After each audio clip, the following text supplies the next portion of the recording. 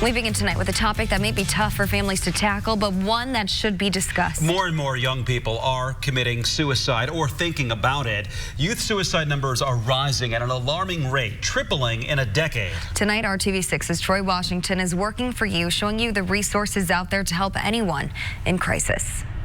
Erin Maynard remembers the moment her world almost shattered. My son has suffered from anxiety and depression for a few years. He was diagnosed when he was about 9. The diagnosis was tough, but it wasn't until she was faced with the thought of losing her son that her world flipped upside down. Last summer, he tried to commit suicide. Her son is a freshman in high school now, and Maynard works with the Indiana Center for Prevention of Youth Abuse and Suicide, where she makes sure other families aren't as caught off guard as she was. We know that 1 in 5 high school students in the state of Indiana in the last year has considered suicide. Even more alarming than that number, the Center for Disease Control reports that the suicide rate in children 10 to 14 has nearly tripled in the last 10 years.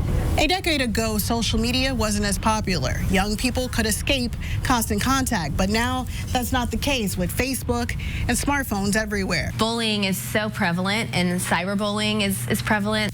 Maggie Owens is the ICPYAS program director. She points out that's one of many factors that have changed in recent years, making it even tougher for young people to cope. The brain is not fully developed until you're 25. She says young people don't always realize the finality of death because of their age. And though the topic of suicide used to be taboo, the best approach is head on. I think a lot of parents, including me, think that if they bring up the topic of suicide, that they're somehow introducing an idea to a child. That's not the case. Both women say removing the stigma plays a role, but talking with children and being direct makes all the difference. Working for you in Hamilton County, Troy Washington, RTV6. Well, the nonprofit recently received a check from students at Fishers High School for nearly $8,000. The check will go towards putting on programs at schools in Hamilton County related to the topic of abuse and suicide.